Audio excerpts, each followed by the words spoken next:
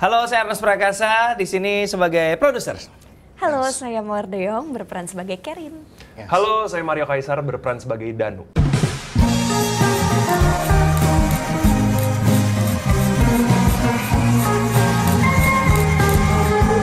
Di pemakaman tuh foto senyum gak ya? 3. Halo Sobat Malam, balik lagi di Sinema Tengah Malam bersama gue Nathan, host magang kalian kali ini. Nah, kali ini gue udah kedatangan dari teman-teman film Tinggal Meninggal. Halo! Asik, luar biasa. Sobat Malam. Sobat Malam. Gokil. Ngobrolin film Tengah Malam. Oke. Ya, gitu. Jadi, punten ya, di sini kan saya host magang ya. Saya kan habis ngecek riset juga kan. Jadinya mungkin kalau misalnya bisa bener, minimal kredibilitas saya agak naik lah. Ya. Oke, baik. Mulai dulu dari Kak Mawar Deong. Oke. Nah, Kak Mawar, benar atau tidak dahulu pernah jadi juara kedua dalam ajang Putri Pariwisata Tanah Karo di dataran tinggi. Sempat juga menang Miss Celebrity Indonesia 2015. Betul atau tidak? Betul. Putri Pariwisata Tanah Karo. Iya. Wow. Tanah Karo tuh, Sumatera ya? Iya, Sumatera Utara. Sumatera Utara ya. Itu waktu pas Kak Mawar tuh di apa SMA, SM? Saya agak lupa. SMP kelas 3. Jadi sedikit cerita, mamaku tuh keturunan Karo. Mamaku Karo kan. Dia margai guru singa. Dan orang ngetawain marga ibunya sendiri. Saya makanya juga, Gila sih, saya agak kalau bingung gua jadi tadi mau nyokap responnya. lu sih, gua tersinggung Gue ikut ketawa juga atau enggak? Gue sih ngemes guru singa. Keren, men. Dia margai guru singa, buru Karo gitu. Jadi waktu itu ada salah satu acara ini, Putri Pariwisata Tanah Karo. Terus aku ikut. Dan puji Tuhan jadi juara 2 atau 3 gitu. Di Medan. Juara 2, tenang, saya udah ngecek. Udah cek. Ketahuan dia. Nah, gue udah ngecek juara Itu lu 2. tinggal di Medan. Iya, masih di Medan. Tinggal di Medan. Pura-pura nggak tahu, tebet tadi kayak Sumatera ya? Emang udah tahu, udah riset saya Sumatera. Asik. Oke, sip. Berarti bener ya. Minimal kredibilitasnya agak naik dikit lah, guys. Ya. Nah, untuk Kak Ernest dulu deh, kalau begitu. Ini kebetulan dari Kak Ernest sama Kak Mawar, saya ngeceknya dari ChatGPT ya. Anjay. Tapi itu bisa kejawab. Untuk Kak Ernest, pernah ikut kursus kilat di New York Film Academy secara diam-diam katanya. Terus katanya kalau misalnya mau sambil nulis, sambil dengerin musik rap sama hip hop kayak Kendrick Lamar dan lain-lain. Betul atau tidak? Saya tidak pernah ambil course di New York Film Academy. Oke, ChatGPT kali ini kamu yang kalah. Iya. Berarti bukan saya yang salah. Tapi kalau hip hop iya. Tapi hip hop bener ya? Hip hop iya benar. Gue suka banget. Nggak kelihatan seperti rapper tapi saya sangat cinta hip hop. Oh. Kalau maksudnya rata-rata paling suka demennya sekarang belakangan siapa, Kak? Kalau yang sekarang-sekarang ya itu tadi Kendrick kalau sekarang-sekarang ya. Iya. Tapi kalau yang dulu-dulu ya kayak The Roots, kayak Common, Dilated Peoples, ya yang lumayan inilah ya referensinya karena dulu gue memang siaran kan jadi dapat akses ke library di radio jadi dengerin segala macam hip hop gitu. Paling suka Common. Paling suka Common ya? Common paling Even suka. sampai sekarang gitu ya? Masih sampai sekarang. Nice. Nah itu ya guys. Oke. Nah, beralih ke Kak Mario. Saya udah ngecek sampai sedalam mungkin. Semoga ini bener atau enggak ya. Dilihat-lihat kalau misalnya dulu memang kuliahnya di Trisakti, betul? Betul. Betul. Pernah menjadi anggota kepresiden mahasiswa, bener Betul. ya? Wakil bukan? Betul. Betul. Spesifik banget lagi wakil. Wajib. Harus saya baca-baca tuh komentar-komentarnya. Selamat ya Mario, gini. Iya. Angkatan 2016-2017. Iya, masuk ke presiden mahasiswanya 2016-2017. Oke, siap. Berarti dari situ benar. Nah, yang saya mau tanya nih Kak Mario. Apa sih yang paling dibanggain sama dikangenin pada saat itu? Soalnya kayak kalau misalnya saya lihat postingannya banyak banget pas lagi mau perpisahan juga tuh kayaknya bangga banget. Maksudnya momen-momen apa sih yang paling dikangenin atau mungkin paling disenengin bagian dari? Aduh, organisasinya sih. Gue paling suka di kuliah tuh organisasinya karena gue ngerasa gue bisa kayak memanage banyak orang dalam satu waktu gitu. Jadi Temen tuh kayak gitu. Tidak seperti yang suka berorganisasi nggak sih mau menurut lo mau? Iya, kayak nggak tercermin ya, nggak Iya. tercermin ya. Dulu tuh gue ikut organisasi mulu. Kalau ada kesempatan tuh gue pasti ikut. Organisasi. Ada nggak sih kayak ikut misalnya kalau gue kan dari BINUS ya. Kalau BINUS kan ada sebutan UKM tuh. Kayak ekskulnya lah. Kalo Ada gue. Ikut apa? Dulu, ini fun fact tapi Yes. sorry ya kalau nggak nyambung ya. Jadi gue ikut UKM namanya Tribisi, Trisakti Bartending Club. Bartending. Karena waktu itu tuh pas masa orientasi itu tuh Ada demo. Ada demo. Keren. Bartending tuh gini-gini nih. Wow, aku ingin seperti Belda IMB. Yang api-api gitu. Belda IMB lagi. Anjir keren banget. Gue kayak masuk lah, taunya gue kan nggak terlalu mengerti apa, karena kan gue nggak minum alkohol kan, gue nggak ngerti apa itu bartending, gue pikir cuma kayak atraksi aja. Taunya di situ harus nyobain alkohol, harus kalau mau ikut pendidikan dasarnya. I see. Nah abis itu ya daftar ya pendidikan dasar, akhirnya gue cabut. Akhirnya mau tau nggak ini random fact tentang gue. Gue ikut UKM-nya end up dengan UKM apa coba? Akan ketebak. Paskibra. Salah. Pencinta alam. Salah. Vokal grup. Salah. Radio. Salah. Nggak tahu. Itu. Nyerah. UKM Kolintang. Oke, gile. Gua bisa main kolintang. Yang ada ininya, sticknya ada 3 gue bisa. Gini Satu nih. tangan 3 stick. Dua sama 1 gitu. Jadi gini. Mungkin untuk film berikutnya Mario boleh ada adegan cameo-nya dia lagi bermain ya. The Kolintang Boy. Boy. Kolintang. Masih Gitu. bisa sampai sekarang. Udah lupa sih, Udah udah lupa. nggak pernah main lagi. Kolintang soalnya Menarik, cuma bisa menarik. gue temukan dan gue mainkan di kampus. Asik. Iya. Eksklusif di Sinema Tengah Malam di sini. Yoi. Eksklusif di sini, guys. Panggil aku Mario Kolintang. Yes.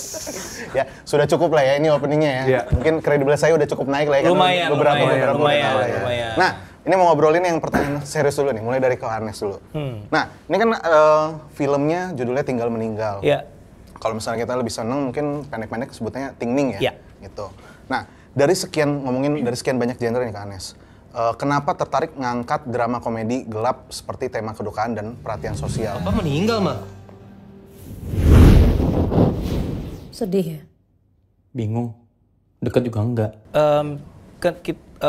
Kita Imaginary ketika nentuin film mana yang mau diproduksi kan based on cerita yang paling menarik gitu. Ya. Jadi bukan dicari genrenya dulu kayak bikin komedi bagus kali ya, atau kita bikin drama yuk, atau bikin dark comedy or whatever, tapi lebih kepada dari premis-premis yang datang kepada kami, mana yang menggoda gitu, mana yang menarik untuk ditindaklanjuti gitu. Kebetulan Tinggal Meninggal datang dengan premis yang sangat menarik. Jadi bikin kami merasa coba yuk kita coba develop at least sampai jadi skenario deh, kita lihat gitu. Nah ketika jadi skrip ternyata dia masih daya tariknya itu semakin berkembang dan semakin membuat kita pengen segera memproduksi film ini gitu. Oke, berarti mulai dari situ gitu Iya. ya. Tapi ide awalnya itu datangnya dari Kak Anes? Enggak, dari Kristo. Oh, dari Kristo ya? Dari Memang Kristo. dia dibawa untuk ke Kak Anes tuh, buat kayaknya menarik nih. Iya, kita sih semua ide-ide kita rata-rata datangnya dari kreatornya ya. Maksudnya karena mereka biasanya punya why-nya gitu. Jadi bukan cuma what-nya, bukan cuma film apa yang mau dibuat, tapi ada alasan kenapa film itu harus dibuat. Kenapa harus dibuat? Itu yang penting sih buat kita gitu. Kayak why-nya ini yang ngasih energi lebih buat kreatornya, kayak untuk go the extra mile ketika dia menciptakan sesuatu tuh ada urgency, kayak gue pengen ini jadi dan gue pengen ngasih lihat cerita ini ke banyak orang gitu. Jadi it's more than just a project or it's more than just a gig gitu. Itu lebih ada sesuatu yang orang harus tahu cerita ini. Nah, energi itu yang gue cari gitu.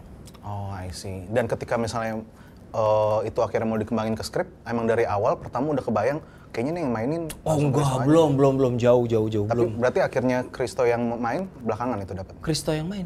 Sorry, kok Kristo yang main? Omara yang main. belakangan setelah jadi skrip, setelah kita mulai masuk ke fase pre-production, barulah kita mulai. Sebenarnya sebelum pre-production resmi dimulai, gue mau Kristo pastikan karena skrip ini it's all about Gema kan. Jadi kita kayak Gema. Nah kebetulan memang Omara gue pernah duduk bareng Omara cukup lama ngobrol untuk salah satu film lain yang akhirnya jadwalnya nggak ketemu lah, singkat cerita. Jadi nggak jadi. Tapi dari situ gue punya kesan yang sangat kuat sama Omara, makanya pas Kristo nyari Gema, gue keinget coba deh Tok ngobrol sama Omara, menarik. Dia punya depth yang menarik. Ya udah sekali ketemu Kristo langsung this is Gema. Ya udah gitu. I see. Oke. Nah, thanks. Berikutnya ini mau nanya ke cast-castnya nih, ke Kak Mawar sama Kak Mario. Ini kan film akhirnya datangnya ditawarin langsung dari Ko Ernest atau ke cast-nya? Beda-beda. Kalau Beda-beda. Mario dari awal memang udah ditunjuk sama Kristo. Langsung. Danu harus Mario. Kalau Kerin kita screen test. Ada beberapa kandidat ya. Oh, I see. Oke. Nah, untuk dari Kak Mario sama Kak Maria, jadinya Bukan. Kamaria. Bukan. Maria. Mawar. Dekat-dekat ya, Mario saya. dan Maria. Saria. Iya, iya itu adik Iya. kembarnya. Nih, Iya. apa yang pertama kali bikin kalian tertarik untuk ambil perannya? Kan memang kayak ada ditawarin sama ada ngambil screen test gitu kan. Mungkin ada dari karakternya, dari ceritanya, dari titik aspek apanya sih dari soal filmnya? Kalau yang buatku tertarik sih karena Christo menjelaskannya sangat detail dan itu membuat aku merasa Christo tuh ngerti banget dan sangat semangat untuk membuat film ini gitu. Jadi dari cara dia menjelaskan dan dari setelah aku baca sinopsisnya, aku rasa ini film unik banget dan ini tuh kayaknya cerita yang Christo tuh bikinnya tuh personal banget gitu. I see. Ya dia kan sampai ngejelasinnya tuh sampai di VN terus sampai telepon gitu. Jadi tuh sampai sedalam itu ya? Danu tuh kayak gini. Terus pas aku kirim casting tape dia kayak, nah boleh nggak digini-giniin lagi? Dan dia tuh ngejelasinnya detail banget. Jadi aku juga udah bisa tahu sedikit banyak cara ngedirect Christo tuh kayak gimana tuh ya semenjak dari situ. dari pas ditawarin gitu. Oke, berarti emang udah dari jelasin masalah perannya juga udah Betul. demen gitu ya. Oke, kalau dari Kamawar? Jadi waktu itu aku screen test dan ketemu langsung sama Kak Christo. Di situ dia ceritain tentang cerita tinggal meninggal, terus tentang karakter Karin, tentang semua karakter teman-teman di kantornya juga. Terus dari cara dia cerita itu udah ngeyakinin banget sih Kak buat ambil project ini karena cara semangatnya dia nyampein ceritanya, semangatnya dia nyampein karakter-karakternya dan gimana setiap detail dari karakternya dia sampein itu kayak menarik banget dan unik banget juga. Dan unik banget juga gitu ya. Tapi kalau misalnya didengar-dengar emang kayaknya Christo ini tipe orangnya persuasifnya jago banget gitu ya deh. Kayaknya balik lagi ke si Y itu tadi deh. Ada burning fire yang dia mau keluarin gitu. Jadi orang juga energi itu nggak bisa bohong gitu ketika dia cerita, antusiasme dia ketika cerita itu kan Cass juga bisa ngerasain ya, wah dia bener-bener kayak project ini serius banget nih buat dia gitu. Tadi Mario bilang personal banget gitu buat si kreatornya dan itu energi itu akan nular sih gitu. Oh, oke. Nah ini agak belok dikit mau nanyain lanjut soal itu nih Kak Ernest. Kalau pernah nggak dia ada kayak punya ide banget nih, ada ide mungkin terlalu gila atau apa akhirnya Kak Ernest kayaknya nggak bisa ke situ deh. Christo maksudnya? Christonya selama persiapan ini. ya. Iya, endingnya tuh tadinya lebih dark dari ini. Jadi memang dia dari awal kan memang dark komedi ya. Tapi gue bilang, Tok, lu mau ini film ada yang nonton nggak? Gue gitu. Kayak kalau sedark ini lo capek-capek bikin film nanti penontonnya dikit karena dark banget gitu. Kayak gue tetap jiwa mainstream, gue tetap berusaha mengimbangi lah gitu. Jadi gue rasa apa yang terjadi di film Tinggal Meninggal di yang lo tonton tadi itu adalah sebuah titik equilibrium yang menyeimbangkan antara Christo banget, nyeleneh, ada darknya tapi juga nggak sampai di titik dimana kelam banget juga enggak gitu. Oke, masih bisa didapetin sama masyarakat mainstream Hopefully. Tapi iya kok maksudnya. Iya ya, semoga ya. Kayak gitu sih. Amin. Kayak gitu juga setuju sih. Oke, mau lanjut balik lagi ke Kak Mawar sama Kak Mario. Kalau misalkan untuk masalah perannya nih, nah dari kalian sendiri boleh dijelasin dong ke teman-teman Sobat Malam peranin siapa, sama karakternya seperti apa dan lain-lain. Nontonnya sambil ronda nih ntar. Sobat Malam. Sobat Malam, tadi itu ya. Kalau siang video di private ya katanya. Nggak boleh lihat. Nggak boleh kan? Harus malam. Untung ini settingannya pas kayak gini, jadi nggak ketahuan siang atau malam ya. Coba di kafe di bawah, udah ketahuan itu. Makasih untuk yang nyiapin, thank you. Boleh dari Kamawar dulu. Jadi karakter Karin ini sendiri, dia itu yang paling peduli terhadap isu-isu sosial, mental health, terhadap teman-temannya. Dia yang paling woke lah di lingkungannya gitu. Awalnya untuk dapetin karakter itu sesusah itu atau enggak? Karena kayak maksudnya beda sama Mawar ya? Iya kan kayak udah lumayan apa ya bahasanya tuh jaksel banget dan lain-lain gitu. Maksudnya gimana sih untuk proses kesananya sama Mawar? Pastinya ini jadi tantangan baru juga buat aku karena ini karakter yang baru juga. Dari cara dia ngomongnya, terus pemilihan kata-katanya mungkin berbeda banget sama Mawar di sehari-hari. Tapi kembali ke yang tadi, Kak Christo tuh selalu menjelaskan secara detail, jadi sangat-sangat mempermudah kita. Jadi dia kayak kita sama-sama siapin beberapa kata-kata yang sering banget diucapin Karin, misalnya kayak oh my god, kayak misalkan be sensitive please, terus kayak apa ya kira-kira yang dikatakan Karin dalam situasi seperti ini gitu. Dan itu Kak Kristo tuh ngebantu banget pas di set maupun pas lagi persiapannya sih. Oh, dari Mawar sendiri kan juga biasanya yang dari saya tonton juga film-filmnya kan drama-drama sebelumnya begitu kan. Ini akhirnya main di film yang unsur genre komedinya lumayan kenceng gitu kan bahkan. Nah, ada rasa kayak gue kayaknya kalau mau gue pengen improv deh sekali-kali karena kayaknya nyesuaiin sama teman-teman yang lain. Ada rasa kayak gitu nggak atau kayak ada lebih disupport juga sama Kristo nggak? Lu keluarin aja bro, bun gitu, kok bro gitu. Kira-kira ada nggak? Rasa gitunya. Ada beberapa momen mungkin kita agak berusaha buat improv. Tapi Mawar banyak lagi yang di-improve dan bagus. Soalnya rasanya kayak masa sih ini semuanya Tapi pas scripted reading gitu. kan mau? Pas reading. Mostly improvisasi terjadi waktu reading nggak sih? Jadi nyari di reading gitu ya? Ketika di set nggak banyak ya kayaknya? Atau gimana? Karena kita pas reading juga udah blocking gitu, walaupun nggak di setnya kayak waktu bootcamp juga kita udah misalkan Danu nanti bakal di sini, Karen di sini, jadi kayak kurang lebih kita udah kebayang gambarannya gimana. Jadi improv ini sama siapa paling dekat gitu tektokannya gitu. Dan salah satu hal yang paling menantang sebenarnya menahan ketawa di adegan serius sih jujur. Itu dia. Udah gitu Adegan-adegan. iseng-iseng. Siapa yang paling iseng siapa? Duh. Ardit pasti ya? Apa Aco? Enggak, nada. Oh nada. Parah sih. Nada malah ya. Nada parah sih dia isengnya.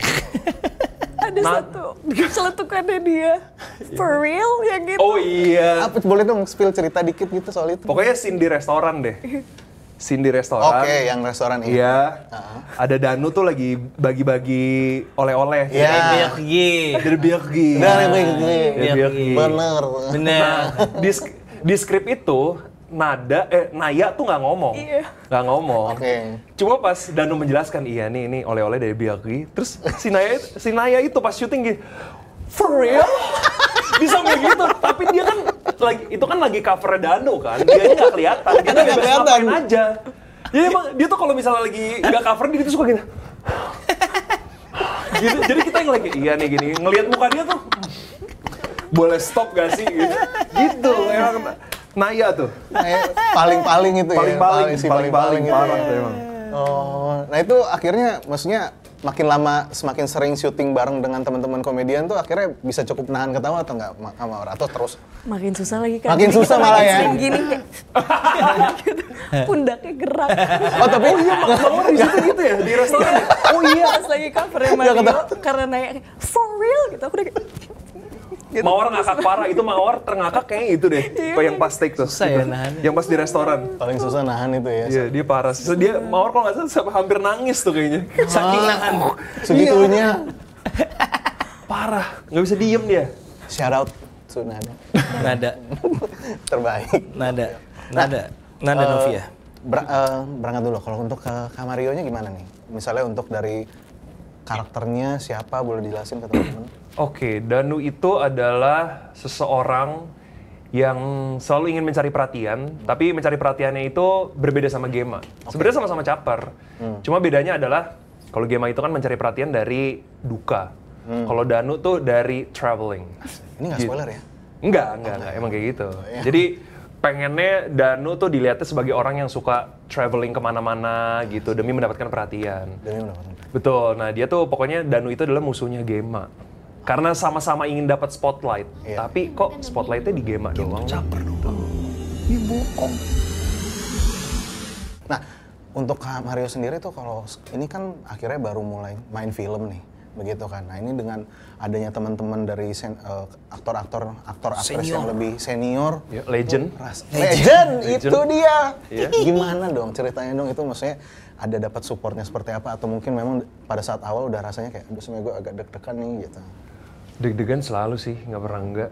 Dan dapat support iya banget lagi. Oke. Jadi pertama kali syuting tuh dan pas pertama kali reading juga, gue tuh merasanya karena gue di sini yang paling tidak berpengalaman dalam dunia acting, jadi gue ngerasa kayaknya, aduh, kalau misalnya gini gue berlebihan nggak ya? Takut ngapa-ngapain gitu. Ternyata mereka selama gue kenal dan selama kerja bareng, selama syuting bareng, mereka tuh termasuk Kristo ya, memberikan gue ruang untuk berekspresi gitu. Jadi kalau misalnya gue ngapain, nanti kalau misalnya nggak boleh nanti dikasih tahu, kalau nggak mungkin diimprove apa yang bisa diimprove gitu-gitu. Jadi nggak ada yang menggurui, nggak ada apalagi senioritas gitu ya, itu nggak ada sama sekali sih. Jadi membuat gue juga iya actingnya tuh juga jadi nyaman gitu, nggak intimidated gitu.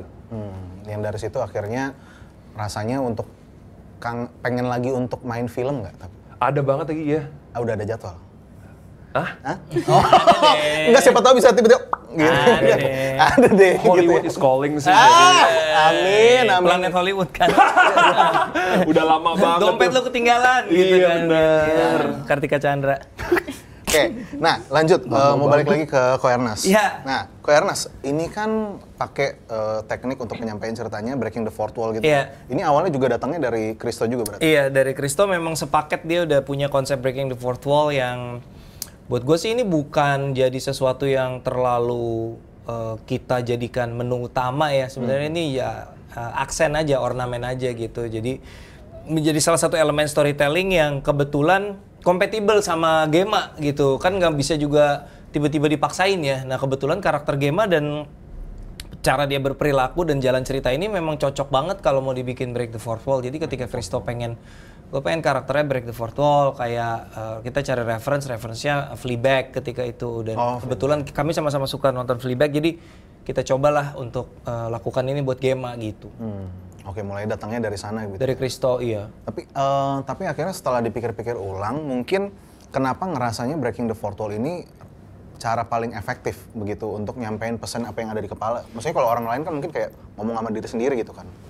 Sebenarnya ini adalah salah satu tools yang efektif untuk kebutuhan kita yang di film ini tuh sebenarnya challenge-nya sangat unik karena Gema sebagai karakter utama tuh susah untuk disukain sebenarnya. Bohong gitu kan, manipulatif ke teman-teman gitu. Jadi untuk kita bisa bikin penonton connect sama Gema, si treatment break the fourth wall dan Gema like literally connect gitu pakai eyesight gitu, itu menurut gue membantu sih, membantu kita berempati sama Gemanya gitu. Itu jadi compatible sama challenge kita gimana nih ya supaya si Gema yang kompleks dan ada unsur nyebelinnya ini penonton bisa tetap sayang. Nah itu kan susah banget sebenarnya. Jangan orang yang nyebelin, orang yang baik aja penonton belum tentu bonding kan sama karakternya. Ya kan itu salah satu tantangan terbesar bikin film kan selalu itu, penonton sama karakternya nyangkut nggak. Kalau udah nyangkut dia ngapain aja kayak kita dukung, sebaliknya kalau nggak nyangkut dia mau ngapain kita nggak peduli gitu. Gitu. Next question, nah ini untuk semuanya. Ini pertanyaan titipan dari produser ya. Ini pertanyaannya literally saya harus bacain kata per kata. Kalau harus kasih award di tim internal kayak teman-teman cast sama dari produser, siapa aktor yang paling hidup sama siapa yang paling meninggal pas syuting? Maksudnya aktor yang paling meninggal tuh gimana? Describe yourself artinya. Maksudnya kalau menurut kalian kata hidup dan meninggal itu di siapa sih? Gitu. Aduh. Di film ini atau? Di film ini. Ini ngomongin proses syutingnya ya. Jadi siapa yang merasa kayak cast-nya. Entah itu termasuk juga teman-teman yang ada di dalam situ. Boleh gue sebutin yang paling meninggal nggak? Boleh dong, silakan. Adriana. Oke.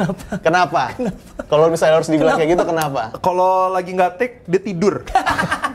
Gue nggak pernah melihat dia melek lebih dari 5 menit lah kalau nggak lagi take. Itu. Nah maksudnya salah satu interpretasinya misalnya kayak gitu. Iya. Salah satunya. Oke.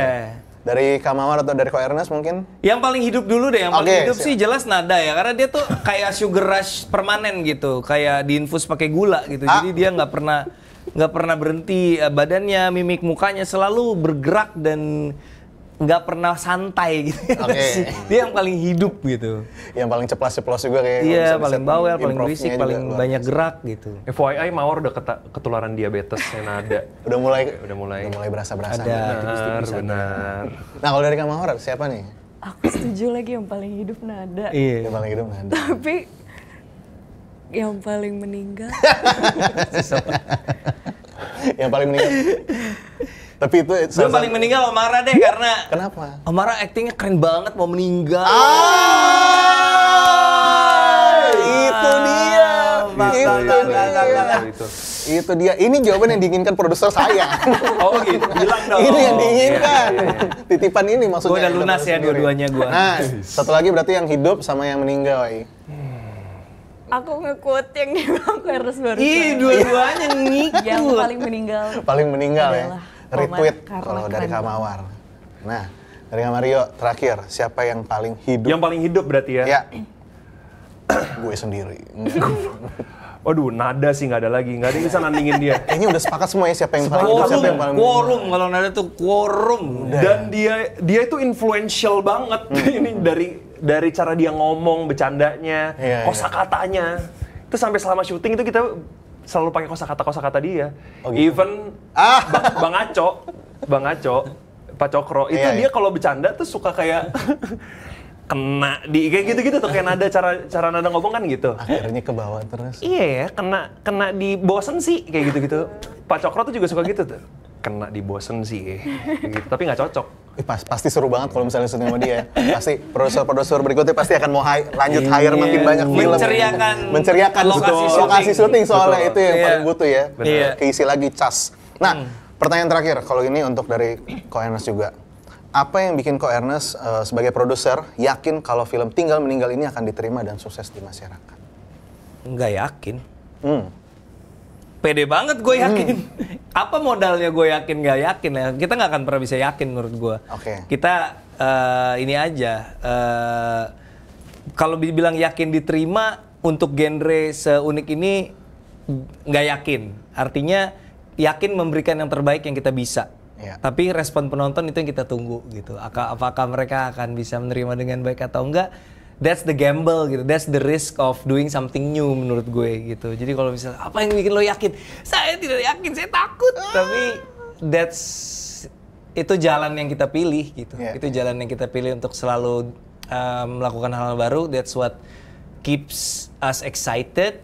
Itu yang membuat kerja jadi nggak terasa kerja banget. Gitu. Nice. Siap. Thank you Ko Ernest. Sama-sama, thank you. Thank you Kak Terima Mario. kasih. Mungkin boleh sekalian terakhir promo filmnya tayang kapan? Silakan. Ya teman-teman, jangan lupa film Tinggal Meninggal bakal tayang di seluruh bioskop mulai tanggal 14 Agustus. Jangan lupa nonton. Thank you teman-teman Sobat Malam. Nanti kita akan balik lagi di interview-interview selanjutnya. Bye-bye.